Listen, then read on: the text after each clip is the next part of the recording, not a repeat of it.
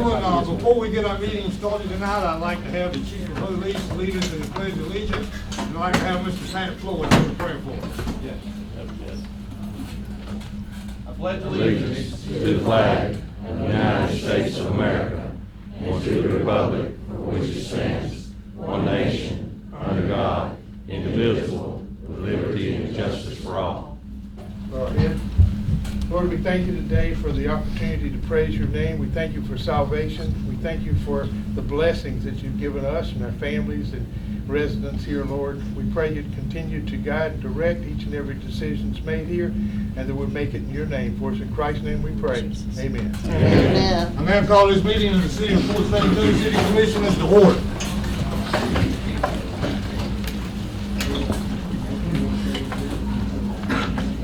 Mr. Mayor, do you mind if I say something? No, go ahead, Commissioner. Just want to address the issue on Friday. It's coming from me personally, in regards to Jim, and I'd like to read it to you. I want to take the time to thank the citizens who are here tonight and were here on Friday, and those who are not here but show their love and commitment to this city on a daily basis. I can assure you that I take each and every issue before this city seriously, and I want the absolute best for this city. After having met with Mr. Anderson a few times after Friday's meeting, along with being able to spend the weekend to consider the input of all who spoke, all who that I've spoken to Friday, and would like to state at this time that I would not be in favor in terminating Mr. Anderson's contract, and I will not be asking to schedule a formal hearing on this matter. With that said, there are some items with which Mr. Anderson and I are working through. I believe both Mr. Anderson and I can improve the long-term viability of the city by improving how we all work together. I will strive to effectively communicate the issues I have with the operations of the city with Mr. Anderson, and I believe after recent discussions, I feel very confident that we have found common ground in moving forward. I appreciate the hard work of Mr. Anderson, and I look forward to moving the city of Port St. Joe forward in a positive and productive manner. Thank you, Mayor. Okay. I'd like to say something myself. Go ahead. I've had a chance to think about a lot of things when I, over the weekend, I went and talked with Jim, Mr. Anderson, and we've been friends for a long time. We sat down, we talked for about 30 minutes, and I told him about some goals that I wanted for North Port St. Joe. I believe he's committed to working with me to achieve those goals. And I'd like to say that I thank everyone for coming out. The things that you said, I really thought about them. It means a lot to me to be a voice for the entire city of Port St. Joe, but also North Port St. Joe. And I don't take back me saying that we've been deprived, because it's real. I mean, if you ride over there and look at it, but we have to be motivated. And I believe that if we continue to work together, that motivation will come. And it's just going to take some time and some hard work. And we got some good people that's working over there real hard. So that's all I have to say. I will piggyback on that, just to say that I know Mr. Anderson to be a fine husband and a fine man to his children. There's no doubt about it. He is. Problems we have probably been personal clashes that we had that weren't handled the right way by neither one of us. But I, at this time, do not want Jim Anderson to lose his job. I never did vote for him to lose his job. And tonight, I say to Jim Anderson and everybody in this audience, we need to move ahead, get past this, and work on city business. And that's all I've got to say. Can I say one more thing, Mr. Mayor? Sure. I'd like to take into account what Mr. Commissioner Rosette said, is have a workshop, and try to work some of these wrinkles out. I mean, let's put it out there, and strive to work together, and let's have a workshop and try to work some things out and move on. I think that'd be a good idea. Mr. Mayor, if I may, absolutely, Commissioner Langston, I think that Pastor Gathers, I think, spelled it out perfectly for us. There has to be some kind of a system in place where we can let our staff know what we expect and be able to follow up and make sure that that's happening. And I do believe that we can work all that out very easily by using other cities as a model. So I look forward to that workshop. Thank you, sir. Anyone else? Mayor, before you, excuse me, before you move forward, excuse me, I believe it was left last Friday at moving forward with the formal hearing that was requested by Mr. Anderson. And it's been brought to my attention, that's where we left off. So with that being said, if the board's intention is not to have a formal hearing, I believe we should formulate that into the form of a motion second and have the board vote, which would be proper procedure based off of what my understanding of where the board was left at on Friday. Okay. All right. Can I get a motion by anyone? So moved. Have a motion from Commissioner Ashbrook. Do I have a second? Second. Second by Commissioner Lowry. All in favor say aye. Aye. Motion passes 5-0. Mayor, can I say something? Sure. I just want to thank the City Commission today. We have had discussions. I've met with Mr. Lowry, I've met with Mr. Langston. We've had some good conversations, and for the betterment of this community, we're all going to work together. We're going to have some workshops. We're going to come up with some formulations, some ideas, so we can do the will of the people of this town. So, thank you, Commission. Thank you, City of Port St. Joe. Thank you. Thank you, Jim. All right. And we get to our agenda. We have consider agenda. Discussion from the crowd about this, what just took place. Not at this point. We'll have crowd discussion at the end of the meeting. Our regular commission meeting on 5/1/18. Hope everyone had a chance to look over those minutes, and I need an approval for motion. So moved, Mayor. We have a motion from Commissioner Brazil. Second. Have a second from Commissioner Langston.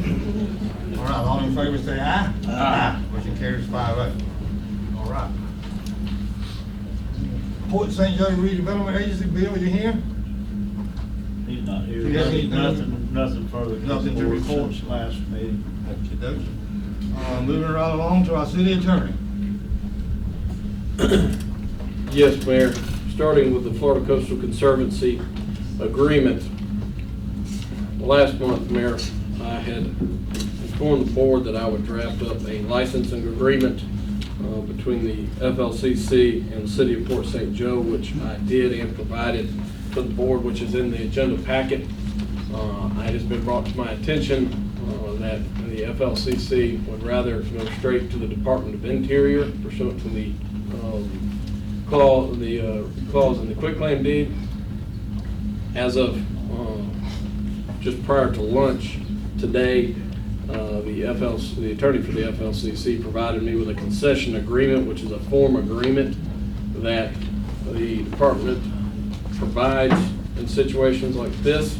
At this time, the licensing agreement, which you have in your agenda packet, if they're not going to agree on, there's no point to vote on. With that said, I think it would be prudent to follow what the deed restriction says in this, and let's go to the Department of Interior and ask what they will approve. To do that, we have to provide some framework of what the city's asking.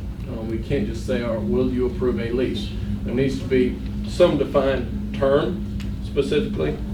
The next big issue, I believe, would be for the maintenance and upkeep. Who's responsible where and when? Generally, the concession agreement that was provided just before lunch to me, I've reviewed it quickly and made a few changes. I think there's some other changes that can be made by myself, but I'm going to need some input from the board because I could change some of the legal words and play lawyer on the document, but at the end of the day, I need to know some basics like term and who's responsible for what repairs. I would suggest to the board that at this point, there's really two options.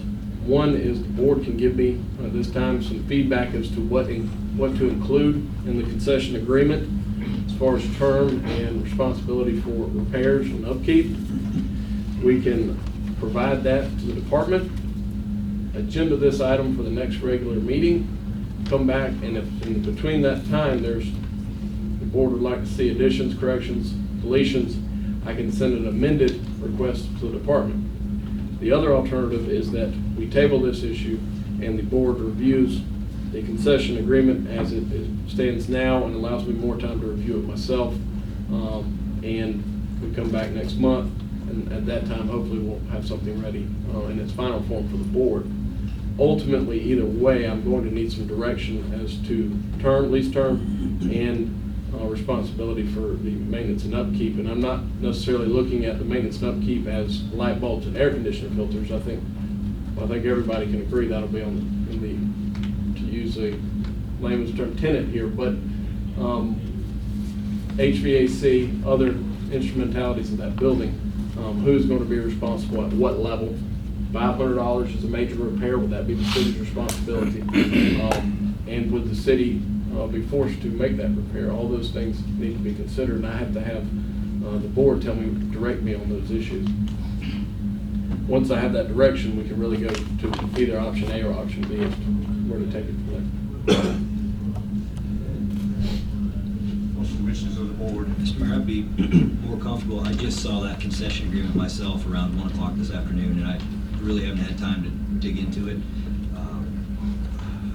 I'd be hard pressed to make any decisions today. I think that we should think about it until the next meeting. Let's table it and put eyes on it and get more advice from our attorney. Put that in a motion.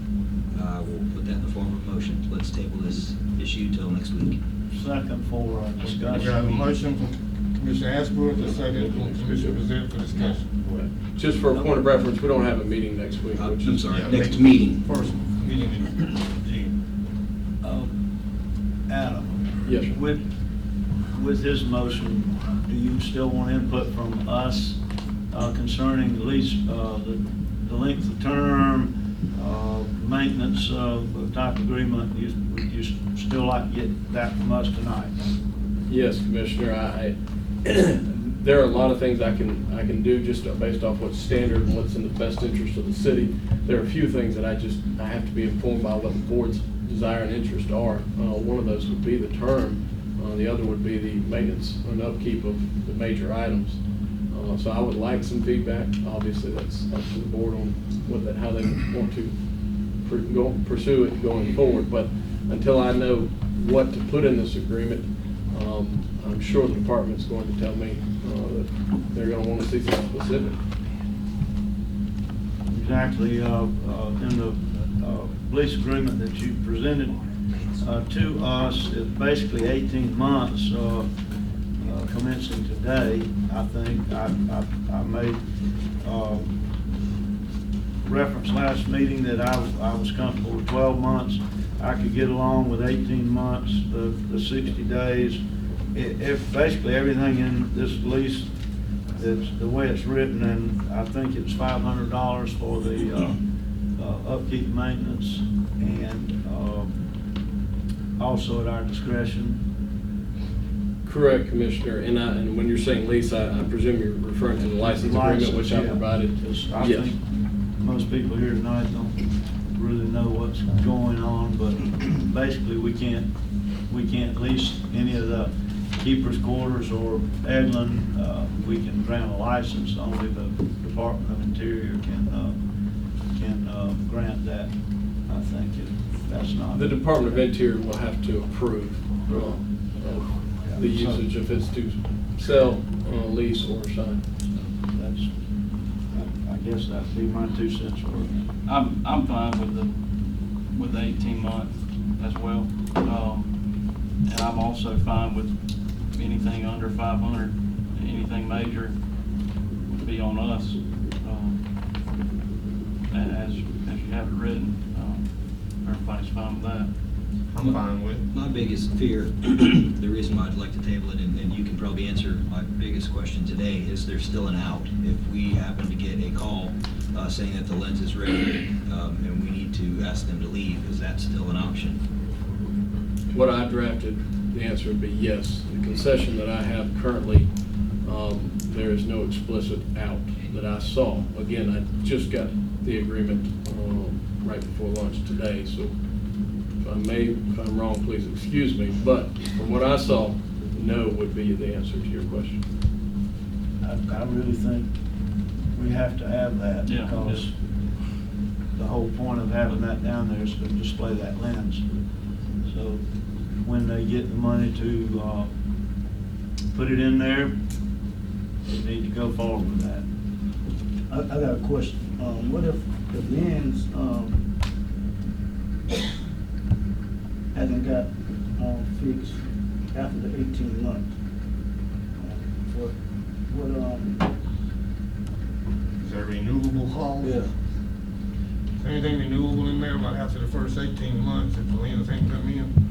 Well, as of right now, the concession agreement that I was provided doesn't have a term, but there is no renewable language in there, but any contract can be, you can renew any, and this, again, to piggyback off Commissioner Lizette, this is essentially what we're working out as a lease. We can get into the legal technicalities of concessions and license, but essentially it's a right to use the property, and the commission, certainly at the end of the term, could vote to extend it by however many months.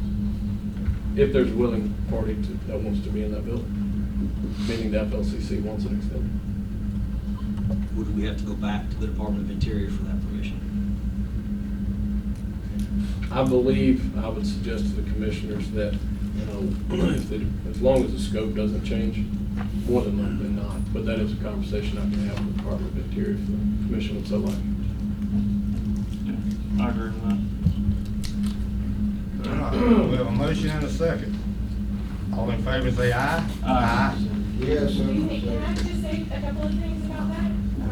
Yes, ma'am, come on up. We already voted, but come on. I know, well, I just wanted to clarify some of the things because I don't think Mr. Albritton was clear. We spoke with John Barrett, who's the program manager for the Federal Parks and Lands for the Southeast region, and he's the guy whose name is on all of those documents that were sent when the property was transferred to the city. And he provided us a template for the concession agreement. So it was basically just a fill in the blank. This is what you do if anyone wants to come in, any third party like a nonprofit like us or historical society or food vendor, anyone. If they want to operate in a structure like this is the template to follow. So we went through and we filled in the blanks. And there are probably a couple things that need to be added in there. And it does. And anytime any change has to be made to it, it does have to go back to Mr. Barrett's office for approval. So we did get a lot of clarification by just going straight to him. So I think that kind of erases some of the ambiguity of who can do what and what's what. We had a lot of clarity on that. So I just want to say a couple of things about the term. Because we will be in there fixing this stuff up. And we have to consult with the State Historic Preservation Officer for everything that we do in there. And knowing the pace the government moves, I feel like a good solid 6 months to fix the place up would be fair. And then an 18-month operating period after that to operate as the Sea Turtle Center. Because we're going to have to consult with this office and the state. We're going to try to get some grant money to do some things and fix that house up. And that's to the benefit of not only us, but the city. It's your building, it's our building. We're doing this for the city of Port St. Joe. And then ultimately the Historical Society when they move in there. So I think it would be fair to have a 6-month fixer-upper period for the house. And then followed by 18 months afterwards to operate. And so that's just kind of what we think about it. And then as far as the maintenance, he said $500. We'd like to see that at $250. Maybe we can meet somewhere in the middle because it is an old building and it does belong to the city. And if we're in there and at any given time something can go out and we have to put $500 into it and then you can kick us out next month, I just don't think that's very fair. So we're, those are a couple things that I wanted to say about that when you're thinking about this. But yeah, I think pretty much though the format of this agreement has been set.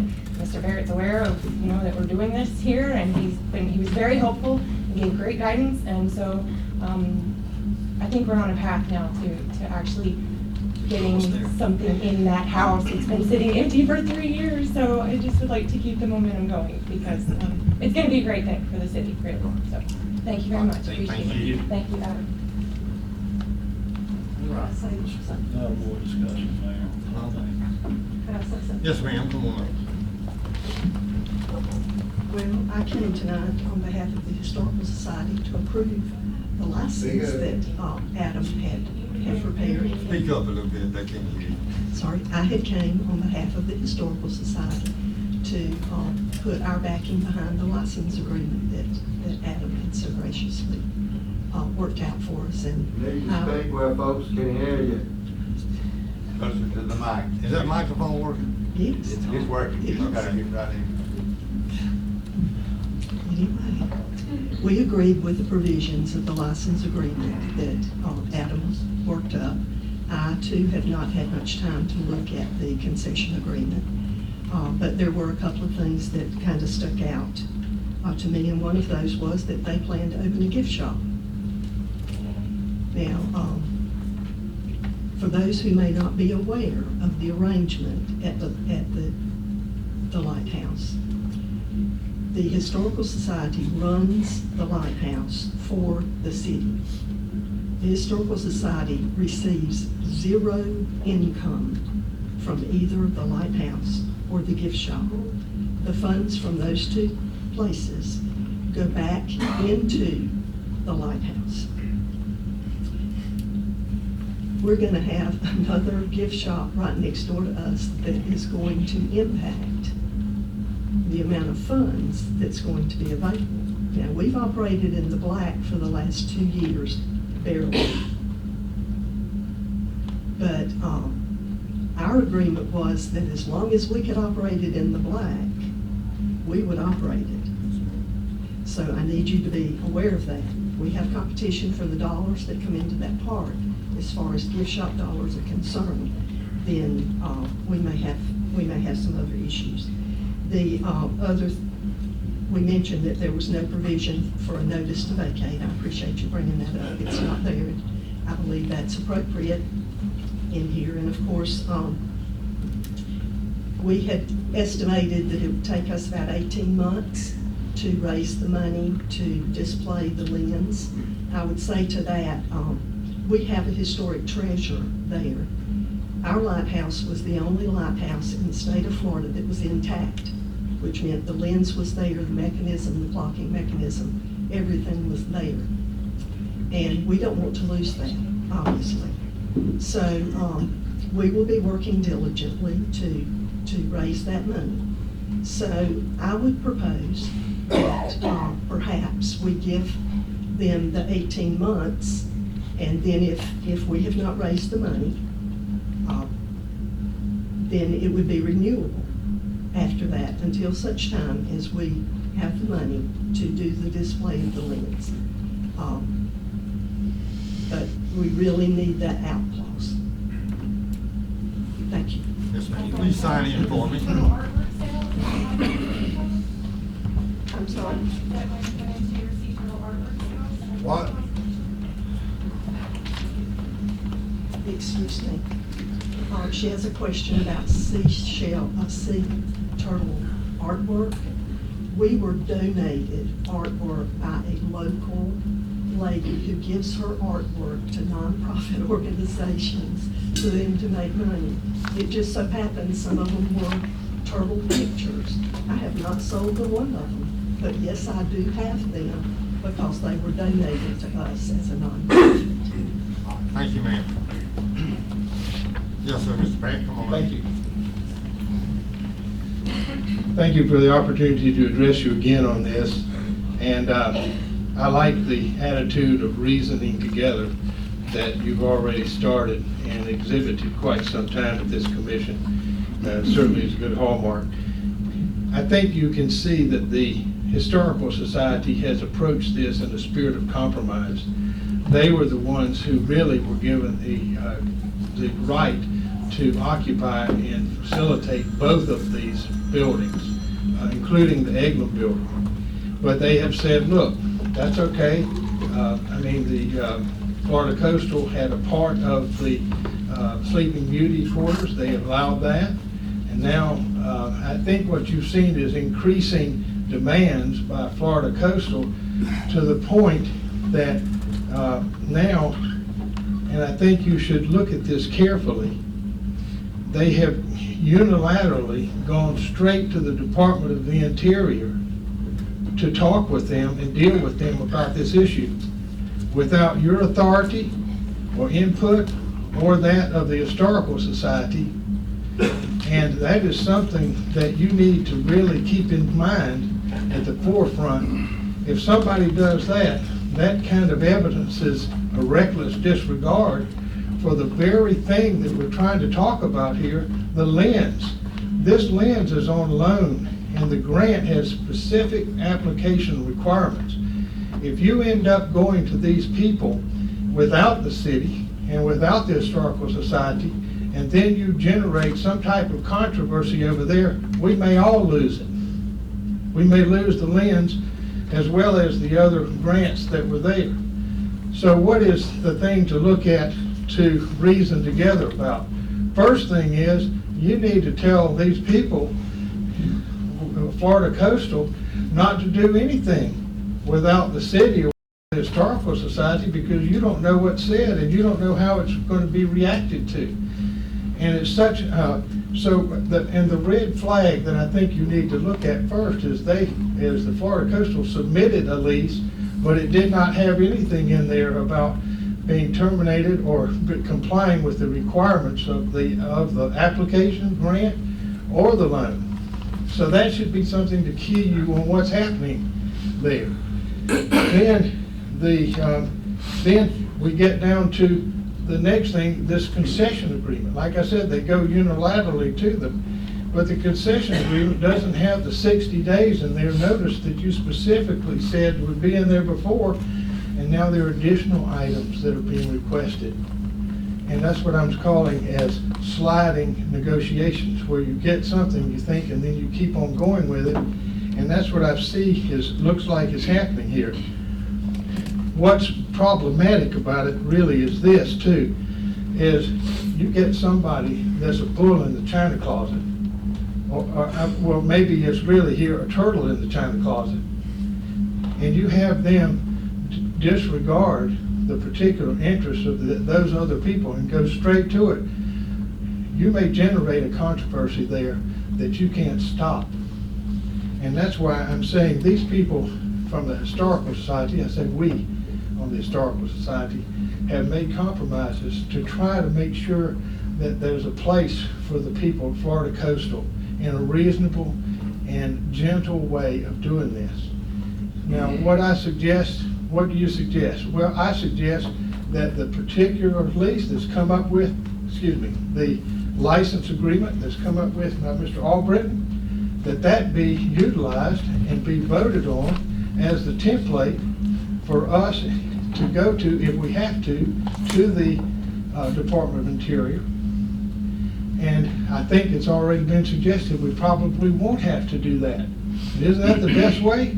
Let's don't look to give horse in the mouth and go over there and start complaining and having problems and controversy. Let's get it set as to what we want to have, and what you have, your attorney's recommended, is come back, it's got the 60 days in there, it's got the 18 months that they compromise on.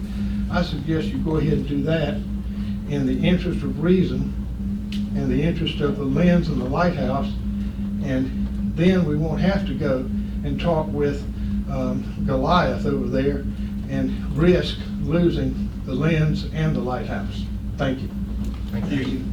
Pat, would you sign in, please? Yes, I will. Don't forget, people, if you come up, please sign in. All right.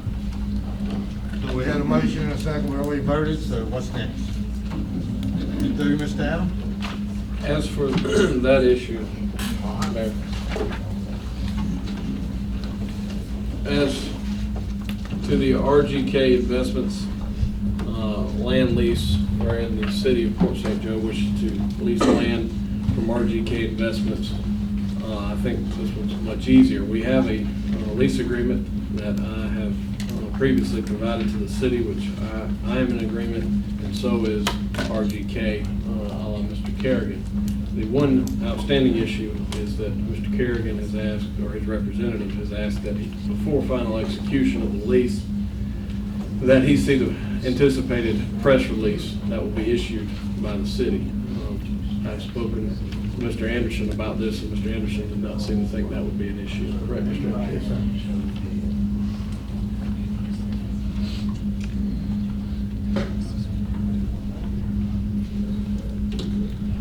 Adam, what was the most recent change that was made to this? I've been You look following at- this, but there's been quite a few back and forths.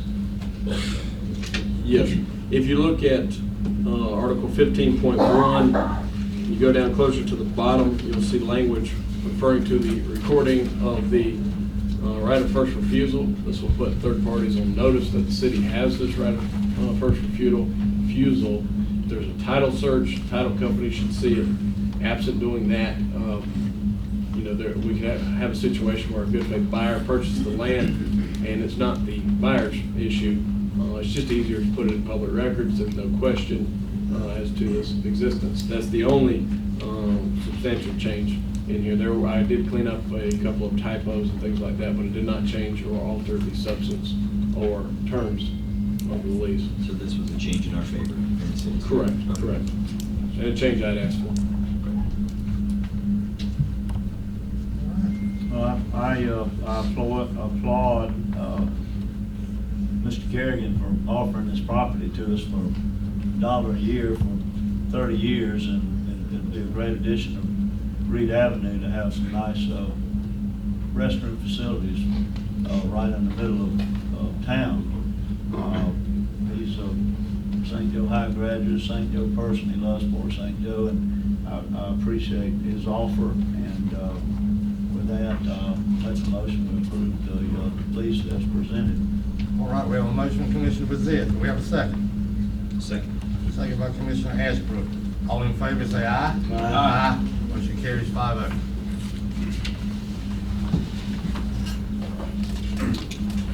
That's all you have for us, Mr. Attorney? Yes, sir, that's all I have at this time. All right, Jim? Yes, sir, Mayor. The first item of business tonight under old business is the road bond money. We have went out to bid for the materials for the downtown area and for Long Avenue. We suspect those should come in on the 25th. And at our previous meeting, we did go ahead and schedule a special meeting for the 31st at 12 o'clock for the board to review all of our options and to move forward on expending the road bond money. Sounds good, sounds good. All right. I'd like to say something. Sure. I was called by a citizen on Avenue G back there, I think Darren Dawson, right there in front of his driveway. It's like built up kind of high, and people been tripping over it and falling down. A few people been to the hospital. They said he was kind of upset, said he's gonna send the city the bills.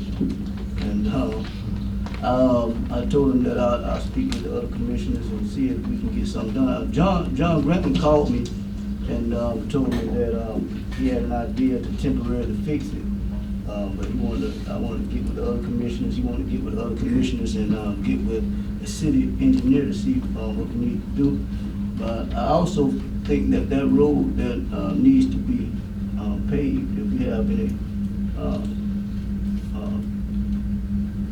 extra money from the road bond, it's a short street. It's not a long street. It's a short street.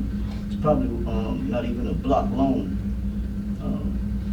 I just wanted to put that, get that to the commissioners and think about it. But John did say he could fix it temporarily, so I think that'll be a good idea for now.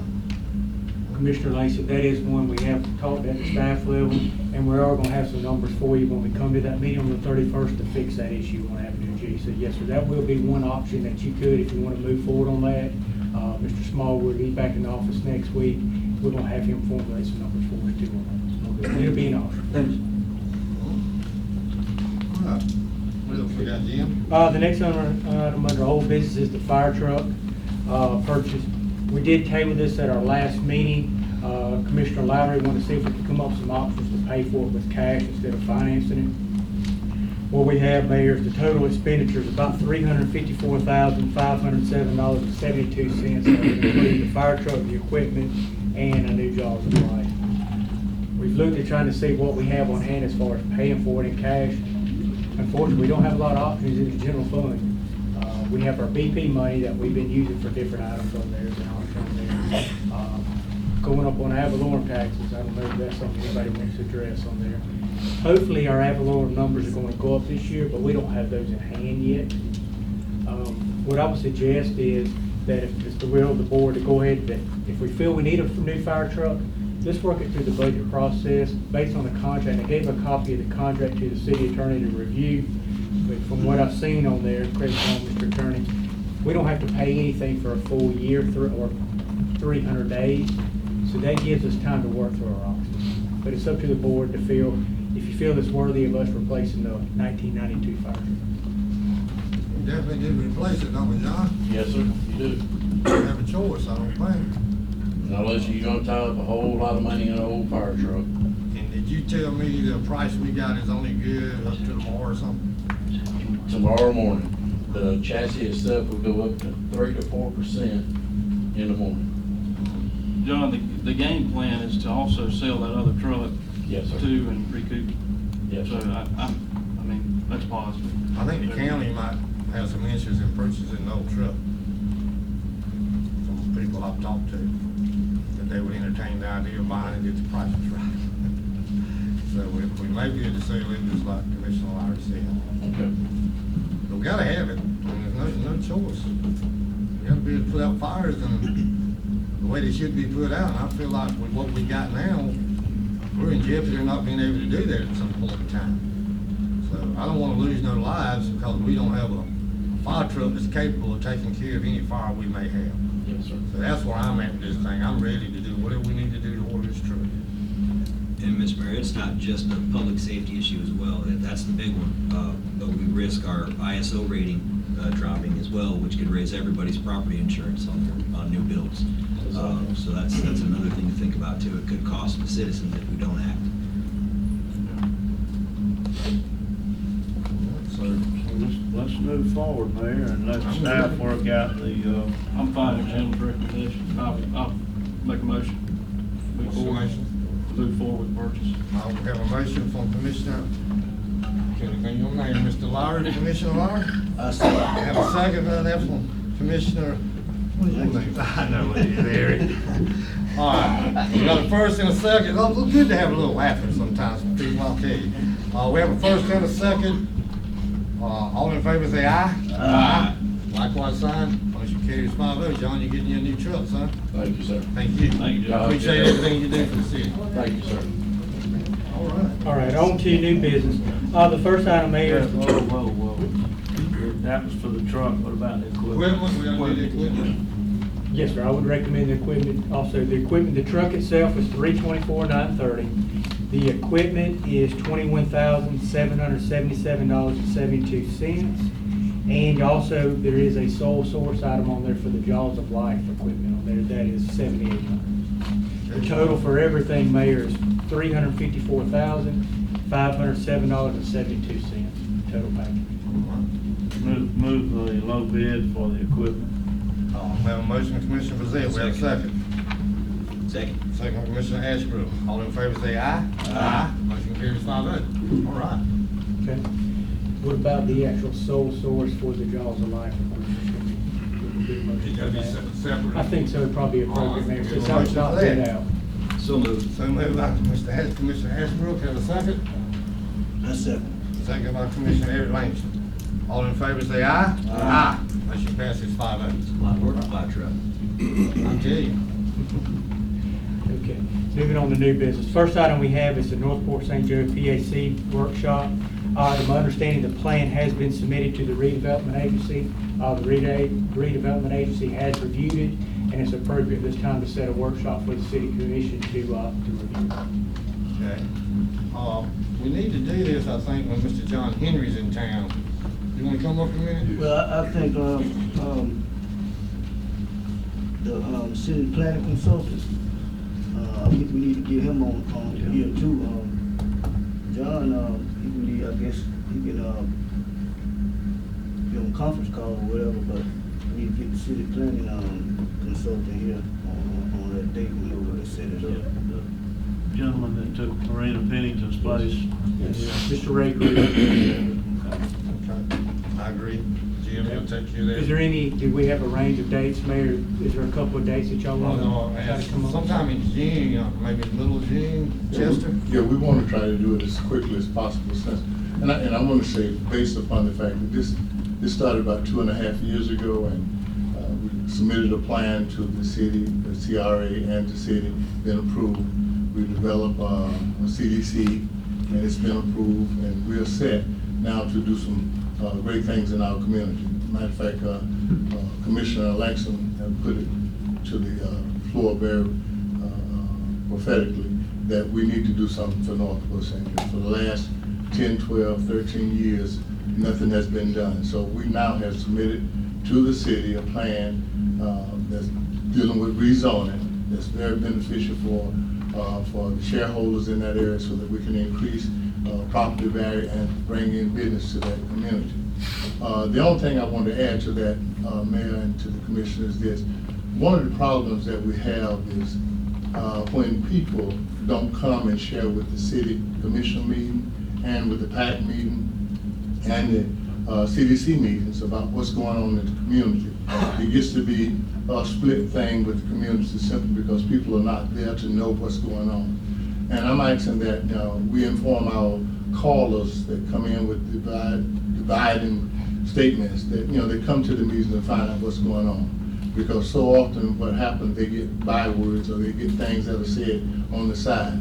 They need to come and know what we are requesting for the city. They need to be part of the meetings so that when they come and call the mayor and say that, you got certain people running the commission or running the floor over there and they're not knowledgeable about what's going on. We need to make sure the public know exactly what we're doing. And with the rezoning thing that we have out there now, it's very profitable, not only to North Port St. Joe, but it's for the city of Port St. Joe.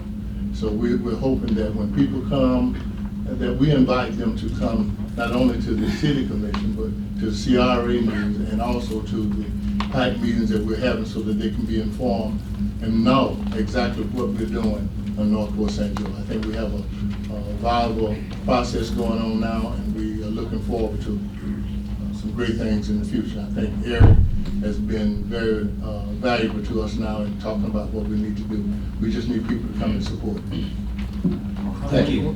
What dates you got for this workshop? Well, we need to set that up with Eric because one of the problems we need is the city consultant there. And so we need to get with the city to find out what the consultant can be there. And we will have Don Henry there just as a person that can make a statement as to, what the rezoning really requires. But we need the city consultant there to tell us exactly, what the city can do and what they cannot do to make that rezoning because it's about increasing density. Okay? Commissioner Langston, if you'll get with me, we'll give him a call and see if we can set up a couple of dates and we can get with Mr. Davis and make And right now, our next meeting is the Saturday at 11 o'clock at Philadelphia Primitive Baptist Church. Thank you. Thank you, Chester Davis. All right, the next item we have, Mayor, is in reference to the fishing piers at Clifford Sims Park. Mayor, they're starting to show their age. We've looked at them, we've worked on them, the guys have tried to keep them piecemeal together for the last couple of years, but they're well received by the community. It's time they need a little TLC. What staff would like to do is ask permission to go out and get some CAD drawings to formulate what we think can be done to make some repairs out there. We're probably looking at, $1,000, $2,000 to do that. We have money put aside. We're receiving the money coming in from the Fishing Express for the rental.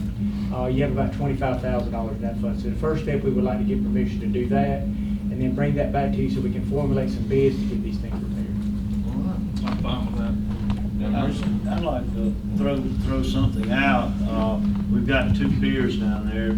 We have to maintain 2 piers. I've talked to some of the guys that fish down there.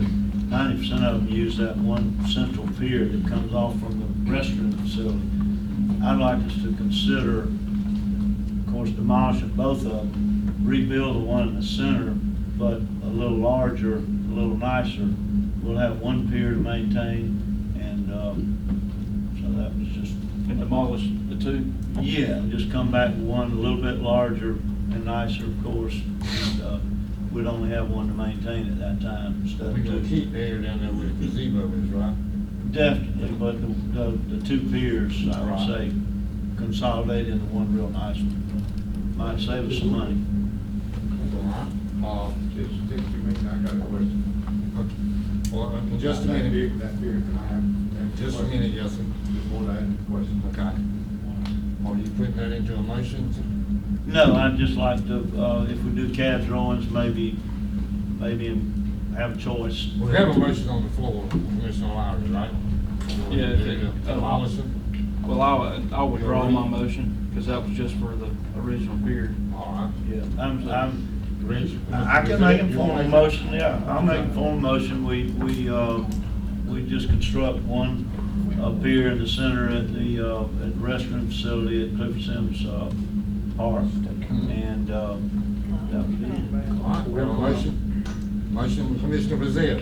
We have a second for I'll discussion. second for discussion, and my only discussion point is, as long as we can perform that task within what we have saved up currently. I agree. Yeah, Yeah, I agree. yeah, I'll incorporate that in my motion. All right. Second stands. We're in discussion, Mr. Benny. Is that you? Come on up. I'm sorry. While he's coming up, this is just for the CAD drawings, though, right? Yeah. Yes, sir. Right. We have no idea what the cost, we need to go back to you and go out to bid for it. Once you look at the drawings and you think it's appropriate, then we'll go out to bid for it. Right, okay. I just have a question for you. I happen to be down in that area where he's talking about the pier for the last, I've been down there twice in about a month. And we used to have an open, they didn't have an open container. We had open container law down there. You couldn't drink on either one of those. Well, I was down there the day before yesterday, and the pier on the far left had a bunch of hooligans. They were probably anywhere from 18 to 25, and they was all drunk. They run those people off of there. They couldn't fish. The people that were trying to fish had to go down on the bottom with a little kid. I mean, they were, excuse the expression, they was raising hell.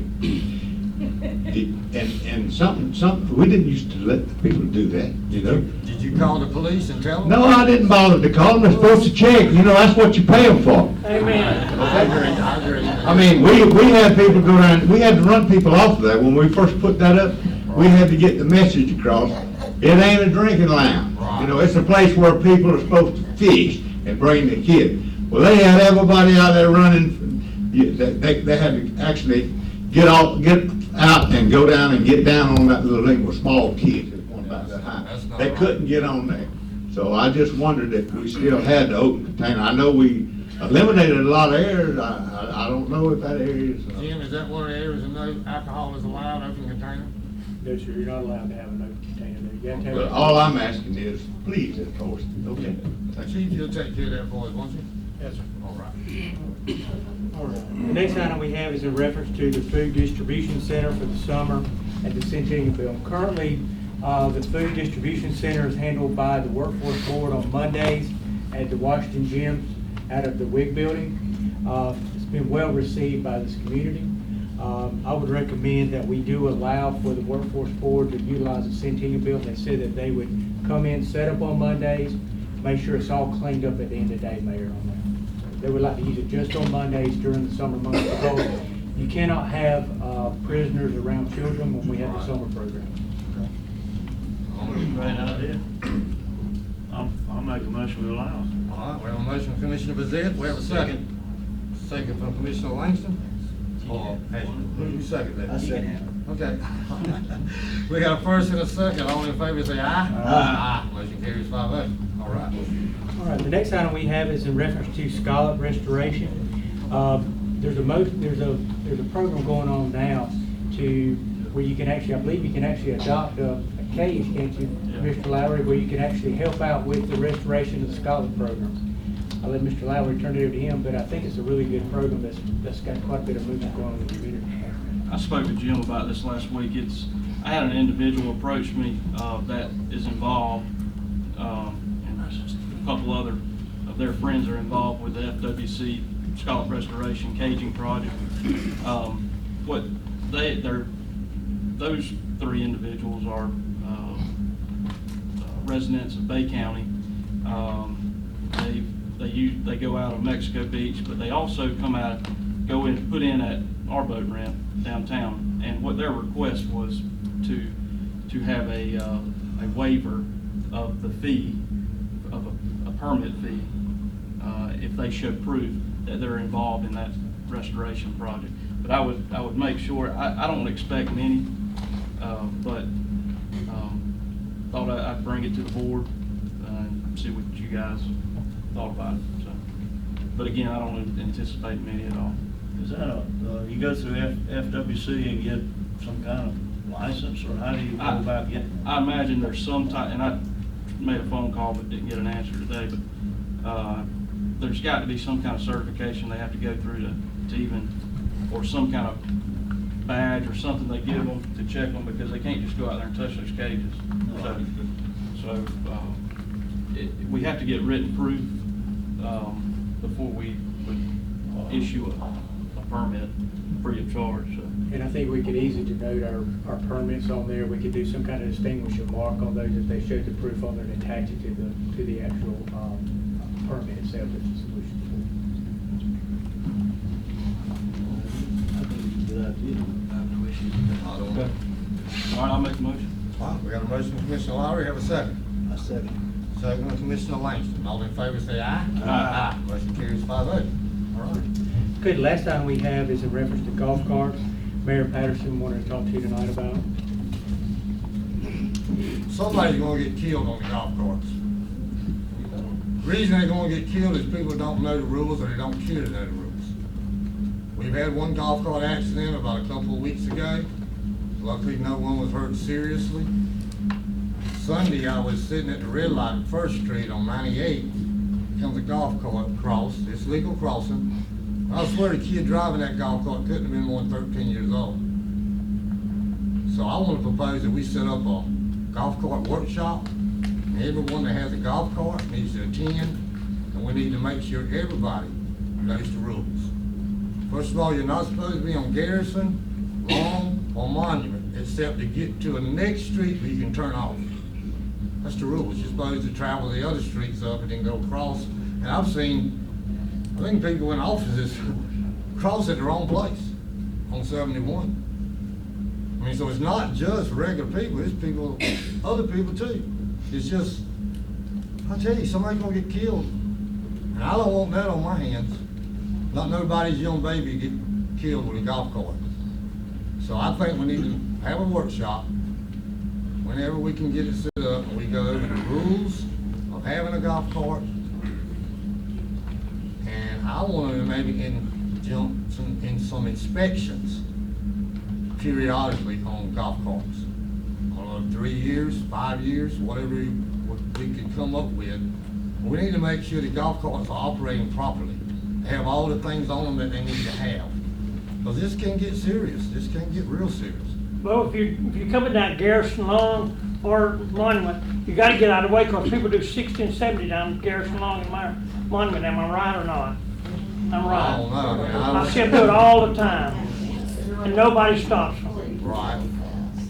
Well, Johnny, I'm just saying the rules No, of the golf just trying. cart is you should be on either Woodward, Marvin, or Palm. Those are three I know of. You can take them most way all the way up, and then you can cut over and go where you're supposed to cross at there at 71, right there by the Palm. You're gonna have to have an ongoing process of training people. Exactly. We need a training session. That's why I say we need a No, it's gonna have workshop. to be ongoing, because some people will buy one and hadn't gone to this workshop, and so they need to go to I think you should just institute some kind of license that they, or permit that they have to get. Please come up. Signing, if you will. I think you ought to have just an initial permit. They have to go through a training workshop. And then people that buy a golf cart subsequently, they would, of course, need to go through that procedure.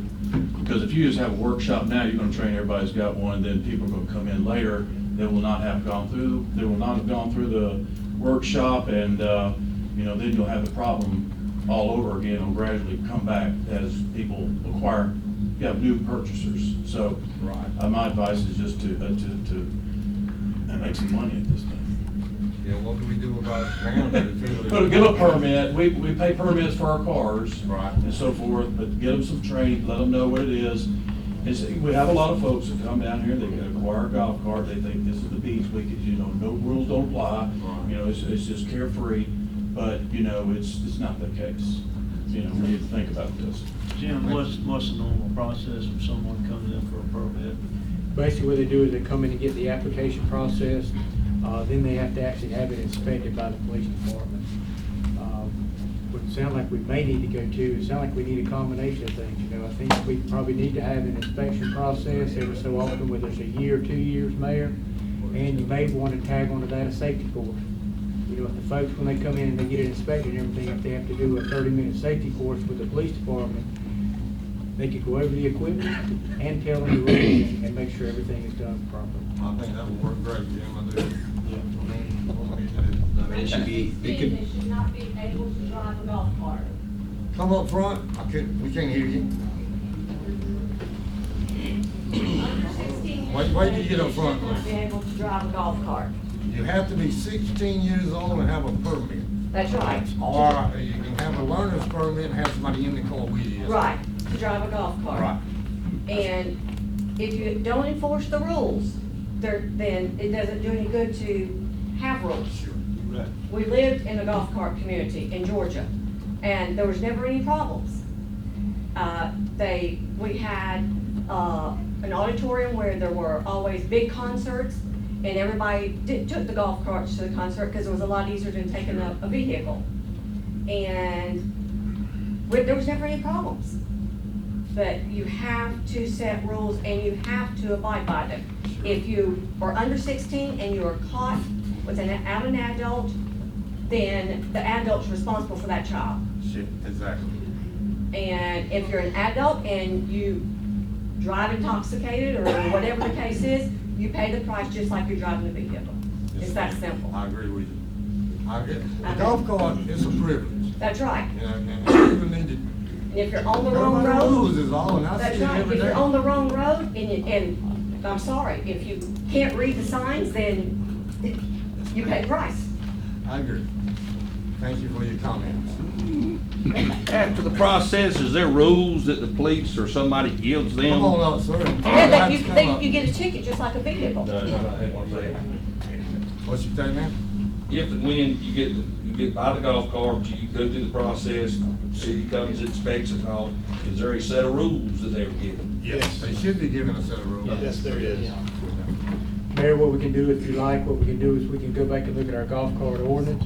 We can bring back to you some type of mechanism that you can look at if you want to go forward with an inspection process and a safety course, something you maybe can add into it. I'll get with the city attorney and see if that's something you want to add.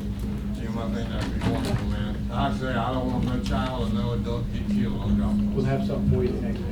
Thank you. Mayor, while we're on that,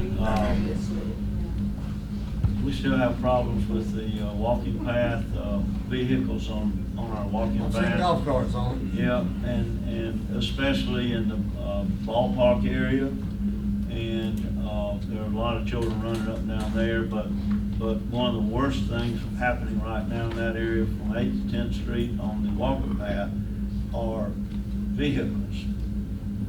I saw a lady last night drive from 8th Street to 10th Street in her car on the walking path. I've seen So them pick up we trucks. need to put those delineators back up on 8th and 10th Street side. And, I mean, yeah, you want to drive in there and see your young play ball, but I mean, you walk farther than that when you go to Walmart. So just park where you should park. So I think along with this, I'd like, right now it says authorized vehicles only. Right. I think it needs to change the sign to say no motorized vehicles that way, because folks think, well, my kid's got a ball game, I can drive it. So I'd like to see us change those signs to motorized vehicle, no motorized vehicles allowed. I don't have a problem And then with that. if police find folks doing it, then We they need to get do, tickets. We'll have to sometimes. they do what they should do. What about the individuals that own the houses along that stretch? They still. That alley? Aren't they allowed access back there? Yeah. There is a provision in there for those folks. That was part of it when it was put together, that we did say to people that do live directly behind there, they do have the right to be safe, but they do have the right to get to the back of the property. That's a small exception. Yeah. Right. Half dozen houses, that's Yeah. it. If we will get some to you next meeting. Yes, sir. I think we just need to make sure we delineate them, those particular. Absolutely, yes. If we come across those folks, we'll have the police department, those folks are allowed. All right, what do we sell on our golf cart workshop? You gonna get us one set up to you? We can have a workshop, or I can have something to you at the next meeting, however you want to do it, Mayor. That's fine, just bring it to us at the next meeting. Thank you, sir. Mayor, Mr. Grantland's not here tonight. His son's actually playing in a pretty big baseball game tonight, starting in just a minute, so go Sharks. But if you would like an update for the Public Works, I can give you what we have on that. Okay, Jim, go ahead and do that. Yes, sir. We work in Flushing, preparing for the summer season, precautionary boil water. What we're doing, not boil water, but actually what we're doing is we're trying to make sure the water line's as clean as possible for the summer months. So we are out there flushing the lines in the beaches area, all the way through to Overstreet. We did a code red yesterday to let people know that we are doing that to as routine maintenance. The second item we have is the Highway 98 from Avenue A through D water line replacement. That is part of the Water Management District grant for $85,000. We will be wrapping that up in the next 2 to 3 weeks. That will complete that phase of the water replacement project. And then the last item, we're gonna roll back, once we get through with those two items, we're gonna roll into the Jones Homestead Sewer. That's the $250,000 legislative appropriation we got for sewer installation at Jones Homestead. So we'll move forward on that very quickly. All right. Is that it? Yes, sir, that's all we have. All right, surface water. Larry? Mr. Mayor, I don't have an update for the board, but I'll answer any questions you have. Anybody have any questions for Larry? Just a comment, Larry, I got your email, those tanks look awesome. You guys did a good job. Thank you. That's it, Larry? Yes, sir. All right, Mr. Mike McCoy. We have confirmed with our auditor, we are expecting to receive our completed audited financial statements for prior year by the end of the month. So we're hopeful that that comes through. Anybody have any questions for Mike? Find us some money, man. Mike, did you look into the money that we need to get down, to go down MLK? I'm sorry, the money we need. The beautification. The beautification, yes. Haven't we worked that out with John on the beautification? Yes, I believe that was approved by the board to use up to $5,000 of BP funds, if I'm not mistaken. So I believe that was. Did we go with the BP fund? I thought they were gonna try to find something. No, you might be right. You Yeah, know, go gonna with be BP something. with, I think we did BP on the train. Yeah.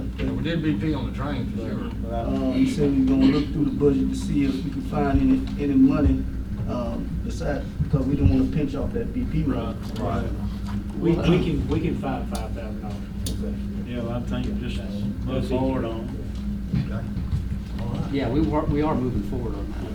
Absolutely. Okay, good deal. Mike, have y'all talked about when we might start budget? We put together a timeline, but I don't think I've given it to Jim for his review, and then we'll push that out to you here in the next few weeks. But we have started that process internally, yes. We started at staff level, Commissioner Lowry. If y'all have things, if you want to come and sit down with any of us at any time, please do it. Generally, try to wait until the election's over with. That way we have a full board, and then we start the full review with the board itself. But at any point in time, we're always working on budget stuff, so yeah, come to us. Yeah, certainly, if you have ideas for budget, please bring them up, and so we can start a list, and we have started a list to try to make sure we catch everything that needs to be looked at. Is it for you? Wastewater. We're pretty much the same place we were last few weeks, or actually a couple of months, or a month and a half now, as far as the level of the pond. 2/10 of an inch of rain today didn't really do justice to the pond. The pond's just too big for that. So we're gonna not spray this month. We'll pick it up next month to spray in June. So we'll discharge out in June. Probably take off in May. You know, my biggest fear, because we're coming into the summertime, if we don't spray and keep it low, people in Highland View not gonna be able to stand it. What It'll we've take done- your breath over there in Highland View when that stuff gets on top of that water. You can't hardly breathe. I mean, I've been over there and there's some upset residents over that way because of that. So I just hate we can't spray. I wish we could, but if we can't, we can't. And maybe we won't have the algae blooms that we've been getting. But I just hate to see it come. Yeah, the discharge and the spraying won't slow down the algae. I mean, the nutrition's always gonna be there in the bottom of the pond. That's what we gotta get rid of, that nutrition. We gotta do something as far as cleaning the pond, bottom of the pond. Or sonic boomers working or whatever. Yeah, I've got one that's out right now, so I went out to see what I can get to replace it. They're about 4,000 each, 5,000. Yeah, they're in that range. So they're not as cheap as you would hope they would be. So I've got 5 out of 6 working. And waiting for the rest of the guys to come up and tell me if they do me any good on the pricing. But if we sprayed now, we wouldn't be able to get more than 6 inches of water off the top of the pond anyway. We've got it down more than 4 feet from the creek. So we've got it, when you put it there, we're only past 16 feet. Have we got approval yet on the sand and DEP? Working with that, I talked to Katie Yates, and so When are they gonna be sampling it, I guess, so let us know how Well, long a period we're of kind of time? hoping not. At St. Joe Corporation, and we've got a spot of sand that they think should be fine, which may be enough to get us what we need. So then it will become just the diesel fuel and the labor to move it and spread it. And I'm waiting on Katie to make sure that she agrees with St. Joe Corporation that that sand's clear. And then we're already set up, just waiting on BP let us know. Anybody have any questions for Kevin? Do you have anything else? That's all I got, thank you. All right, thank you.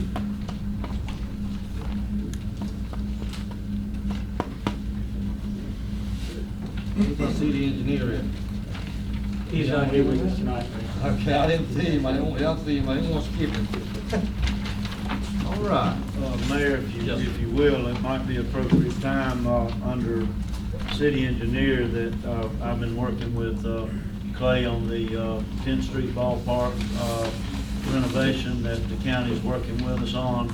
I passed out to each of you tonight the most recent, drawing that we're planning to present. I would like, if you guys would take it home and study it, the next meeting, if everything looks good on here to you, I'd like to put it on the agenda for a vote, and then we can take it to the county and say, this is what we want, and then they've already offered to, that 5th penny of the bed tax to fund it, so we can get started on engineering once we got a plan. Right. So that's, Clay's done a great job again, and I think after we approve it, we could put it on our website for everybody, but until then, I think we just need to try to work it out among ourselves, and then we'll put it out and go from there. I agree, I certainly do. All right, code enforcement, I guess everybody's been looking at the stuff Could I you make just seen. one little request? Ma'am? Could I make Come a on up. comment request?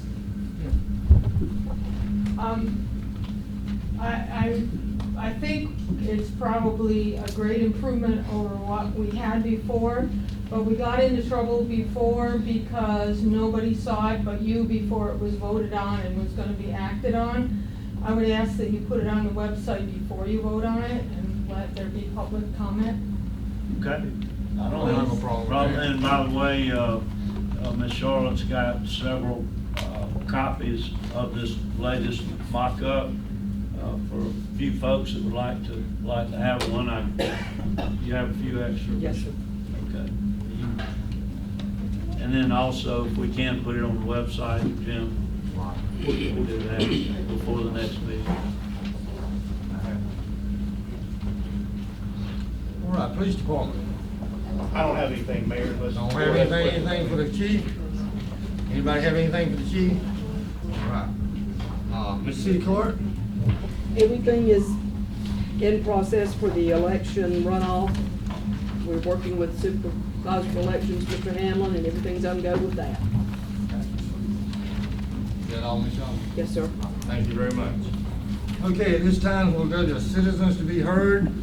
There will be a 3-minute limit, and please, please, please be courteous to each other. Yes, sir. It'll be just easier for me to pick this up.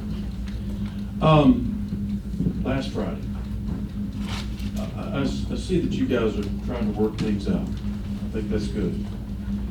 But I think it's naive and unwise to just try to paper over this. A man just about lost his job that day.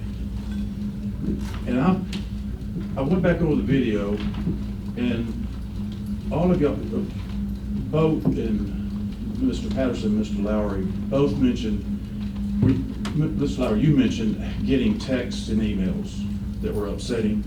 I think it was on Thursday. I never heard what were those about. What was that? There was some incident that sounded like it happened on Wednesday that all of a sudden your phone blew up on Thursday. I'm not personally gonna get into that. You know? It's. But that was the reason for your decision to ask for his termination? No, sir. Oh, that wasn't? It's a dead issue now in my. What's not dead? To me. You guys personally. you almost did this man's family? All three of you. Also, you want to come up and act like tonight, like nothing happened. No, we ain't acting like nothing happened. You said we were gonna have a workshop to try to deal with this thing and bring it out into a discussion. What That's is what the you thing? said. You would come to the workshop. What is the thing? What is the thing? What is the thing about him? You What said, you mean, what is the you thing? said, I said we're gonna get things out in the open. We'll see what the thing is at the workshop. You're not gonna tell us beforehand. What you talking about? The cause that you used to make a motion for termination without cause, and you seconded it, and we don't, you don't wanna tell us. I don't have anything to hide.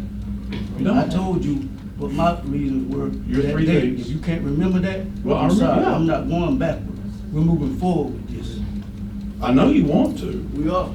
Well, you mentioned that he wouldn't rezone MLK. Do you remember the other two things, Mr. Anderson, that were his causes for you saying you did not do it? Mr. Eccles, at this point, I'm trying to work with the city commission over here to move forward. It's been told to me that those three things are actually your jobs, not his. He would be breaking the law if he did what you were holding against him. So, so you want to fire him for not doing your job, and for not breaking the law. Now, you realize this man almost lost his job. In a little town, hard to replace that. I want y'all to think about that. You started the meeting off by saying that this meeting's not about the termination of Jim Anderson. I don't know who did that. Somebody misconstrued what you said. 3 minutes is up. Sorry. It didn't take 30 seconds for you to prove that you were lying about that, because that's what the meeting was about. You read from notes. You were prepared. What did somebody tell you to prepare for? Is 3 minutes up yet? Chief. Give me the hook when it gets tough, right? You need to get away from the podium. Being courteous and nice. Thank you, sir. Bo gotta go. Yeah. Recall vote. Yeah, that's right. That's right. All right. Anyone else? Yeah. Raise your hand. Come on up, Johnny.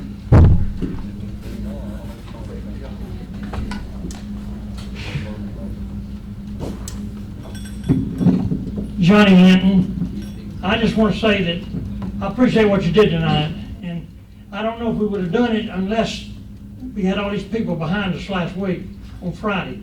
I think it'd been a different situation. I think Jim would have lost his job. But I'm not going to go into that now. I just want to tell you, I was on this commission for 10 years, commissioner, mayor, and I was privileged to serve with Bill Wood, Charles Norton, Benny Roberts, Greg Johnson, Damon McNair, Nathan Peters, and Rex Brissett.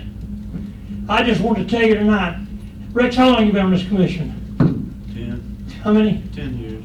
10? Rex is probably, if I had to pick one commissioner that I wanted to be with me on my commission for a lifetime, Rex Brissette would be one of them. And I just want to tell you that I really appreciate you, Rex. If you stand up, I'd like to give you a, come on.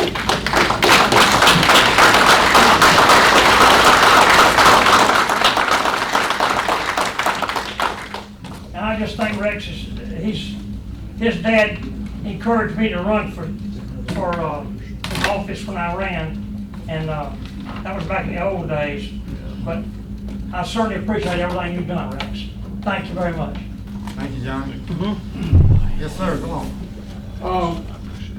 Gentlemen, I'm opening a new business in town, and I've been there every day for 2 months, observing everything going on the corner of 3rd and 98. And I'm very concerned. In the morning, we have people who are cooks and servers and clerks and business owners who pull their cars in front of our business all up and down and stay 8, 10 hours without moving them. Our customers have no place to park. And in other areas I've been in, usually one way to solve it is a 3-hour limit, and somebody, you can't park all day. But we're spending a lot of money to put in a business. A businessman here has closed his parking lot across the street from us. We can't park there anymore. So I just would like to ask that we consider something, I don't know what, but something to try to keep our employees and our business owners from tying up every parking place we've got for 10, 12 hours a day, and our customers don't know where to park. And I just ask that you consider that. Yes, sir. Thank you, We sir. have been working on it, but it's a progress in process, but we have been addressing it, and I agree with you. Some merchants are terrible. We have some terrible merchants in this town where they won't make their employees park nowhere else. I'll make mine park down there by Mark Costin's. Well, and another thing is some of them are even now parking in the non-parking places. I had a man today, and the truck didn't get through the alley. He had to go knocking on doors to get somebody to move his truck out of the way at his tattoo parlor. Anyhow, I'm not saying who it was, but anyhow, he was parked in a non-parking place blocking the alley. So I think people ought to watch that a little bit. And I called the police department, and an hour later, his truck was still there. And so, whatever caused that. Thank you. Appreciate it very much. Yes, sir.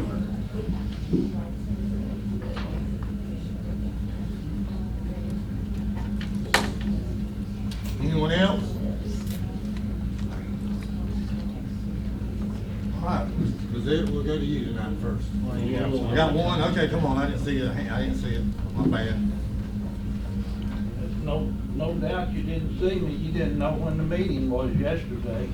Yesterday? Yes. And you told my wife you didn't know when the meeting was when she asked you. I didn't tell you what, that's right. I offered to come pick up trash out of your yard. That's right. Myself come to your yard She because asked children you when had put trash in your yard. She asked you on the phone when the next meeting was, and you told her you didn't know. Sir, I never said that. Well, either you or my wife I'm is sorry. Your wife called me and told me there was children playing, messing up with banana trees. I told her we were gonna try to get a sign built in her yard to say, do not go in this yard, and I would come personally and pick up your trash for you. Yeah, But she you called did me say- back and said, I want but a little bit, and y'all would pick it up. You So I did say don't that. understand. You told her you didn't. You need to get on with the meeting. Yes, we do. Well, Be nice, state your business. yeah, all right. Hold on. I mean, I try and help your family by doing everything I can to make sure those kids stay out of your yard. You know I am. Okay, all right, the city is looking at two potential serious problems. First problem is the pedestrian crossways. Apparently, the people in this town do not understand that the state of Florida gives the right-of-way to the pedestrian. And people blow through those pedestrian crossways like they mad if they crazy. I mean, if you walking down that path and you get to the pedestrian crossway, you better, I mean, there is a stop sign there, but pedestrian has the right of way, not the car. The car should have the stop sign. And that is the state law. I saw a kid almost get hit on his bicycle. People jammed on their brakes to keep from hitting him. Yes, sir. That is one serious problem that needs to be corrected. The other serious problem is your ball field that you're fixing to build, the infield is going into people's backyards. And according to you, you said the city don't have money to put a fence up. So therefore, you are putting, if there's some kid playing in the person's backyard, or the person is in their backyard grilling, and the ball field kid hopefully gets him a good home run over the field, and he goes into somebody's backyard and hits them, you're opening yourself up for a libel suit because you have no protection to stop the balls from going into people's backyard. I know on the other side over there with the 11 and 12-year-olds play, there's a fence over there, people's backyards, and we hit balls over there. I remember when I used to coach. Yeah. They wouldn't give us our balls back, they just kept them, so. Well, I find They a give lot, them back to us. I find the balls in my backyard when I hit them with my lawnmower. Yes, sir.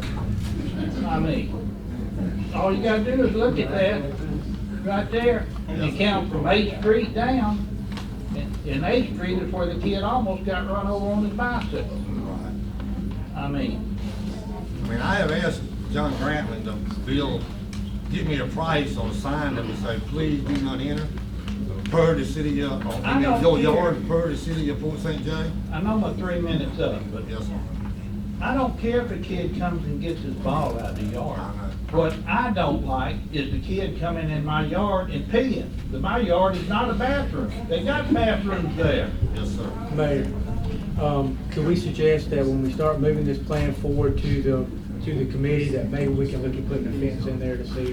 That's one thought that we can look at in there. We may be into. We may or may not be able to do it, but I don't that's remember how something we much could John do. Grantland told me it was, but it was a lot of money. So that may be something we can utilize when we put this plan together in there. If that's something we need to do to move forward and make this thing work for the community, why don't we try to do that? If you're gonna build a complex and it's in a housing area, there should be a barrier to prevent balls from going into somebody else's yard. Yes, sir. Just like if you're driving down the highway, now this is in Panama City, so I know it's different, but they got the driving range over there, right down the side of the road.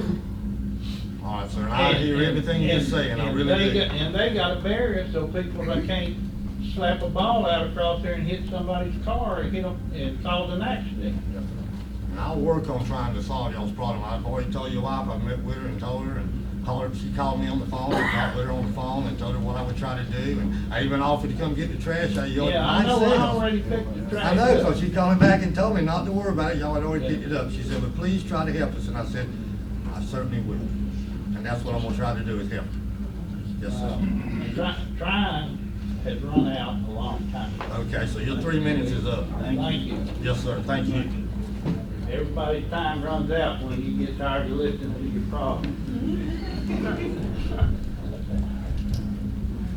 Some kid gets hit on the bicycle, it's gonna be nobody's fault but y'all, or who's ever in charge of patrolling the road. Good evening. I know there's a baseball game this evening. I had some prepared notes. I'll be brief. My name is Steve Womack. I'm a full-time resident of Port St. Joe. Bo, Mr. Patterson, I see this as another leadership failure. I know you're laughing again. I'll get to that. I had previously asked for your resignation after you defending Mr. Thursby's indefensible actions. Remember when? I show you compassion for somebody. Can you please not cut me off, sir? It's my turn to talk. I have 3 minutes. If we're talking about other things, we have more than 3 minutes. But when we're talking about you, we only have 3 minutes, and you're going to take that 3 minutes from me. So Give me an please. extra 2 minutes. Well, thank you, sir. So when you were defending Mr. Thursby, you had stated things about second chances and judgment and caring and all of these Christian ethics. You fell on his sword for a man that was clearly in the wrong. Fast forward to Friday, and you're going to throw a man under the bus. You're going to ruin his livelihood. You're going to ruin his finances. You're going to ruin his reputation. You're going to ruin his family. You're going to ruin his life. For what? I mean, we keep hearing the same thing. So for me personally, and the last time I spoke to you about your leadership and your leadership failure, I think you're bad for the city. I know you're bad because I've seen other places. I've been other places. I was in Iraq and Afghanistan, and I saw better leaders than you. Thank you for your service. I saw better leaders than you, sir.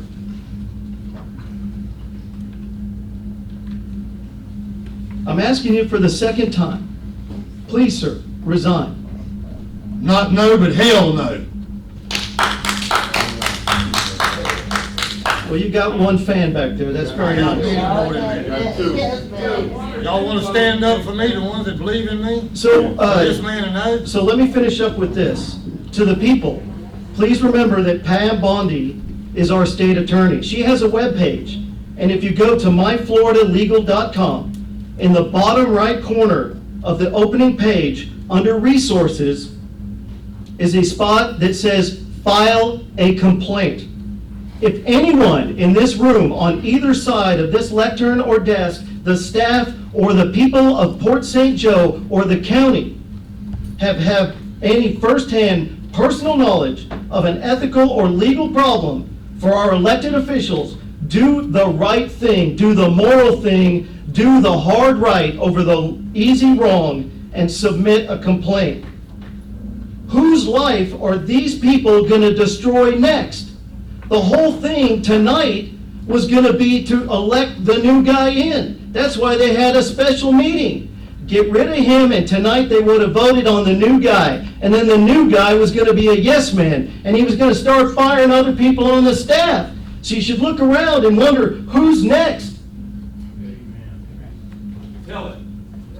These people are not chess pieces on a board. This is not a checker game for you, Mr. Mayor.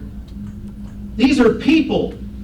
How do you think these people feel going to work every day now, thinking that their job is on the line? You are not leading this city. You are putting another black eye on Port St. Joe, and the people deserve better. Please submit your resignation. Thank you, sir. Thank you, sir.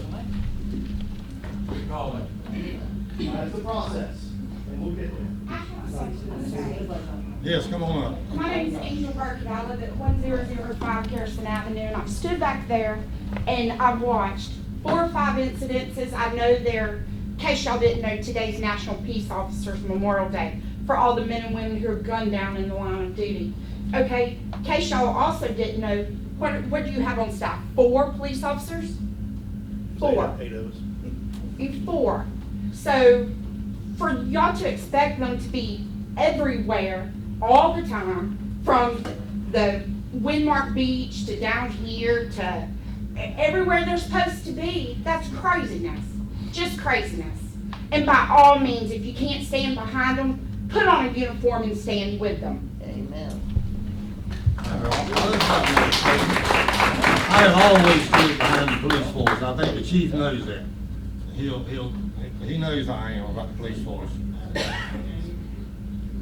Anyone else? All right, Mr. Brazil. Okay, Mayor, catch my breath a little bit here. The PSJRA extension is hanging over our heads. I just want to bring that up tonight, that a 10-year extension has been voted on by the PSJRA to bring to the city, and I'd like to put it on next meeting's agenda for us to consider. I think they've done wonderful things. They expanded the boundaries, which includes North St. Joe, which will help them with their projects. So I'd like to, I guess you'd say, put you on notice. I'd like to have that on the agenda for the next meeting. And also, I'd like to say that I've got two more meetings, and I'd love to go out with, I mean, these guys, they were elected to serve the city. They came out tonight and said, let's move forward. Applaud them for that. I think it's important for the city. But, you know, we need to all work together, and the attacks on the commissioners and the attacks on each other is not helping us. I know folks are upset. If you're upset with the commissioner, you're upset with me, call me and let's sit down and meet and see if we can work things out. But coming up in the public and bashing, we need to try to get past that. That's it. That's it, sir. Okay, Mr. Lowry? I don't have anything, like, I'll keep it brief. I want to get to that game as well. I just wanted to let this board know that I think it was 8 months, possibly a year ago, we had talked about possibly adding a drug dog, and it just wasn't in the cards. It wasn't in the budget. It got cut. And I said that I would be more than happy to go out and try to privately raise those funds. I'd just like to let y'all know, as of, I think, a couple of days back, maybe Friday it was, I turned in the last $200 donation to the chief, and we have raised I think $6,000 that it's going to take. So that has happened. We have a dog that's been donated, an officer willing to be trained, and a trainer in Gulf County. So I do want to also put that on the agenda, Jim, for next meeting to work out the details on that.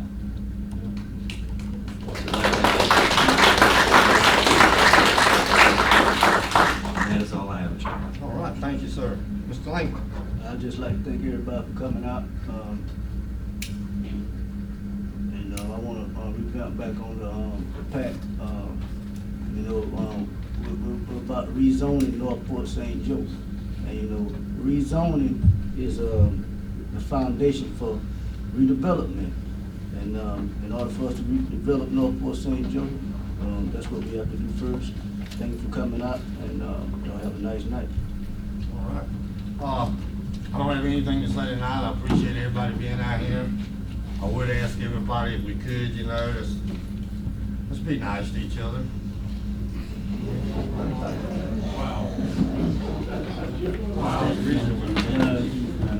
All right, that's all I have. I ask for a motion to adjourn. So moved. All right.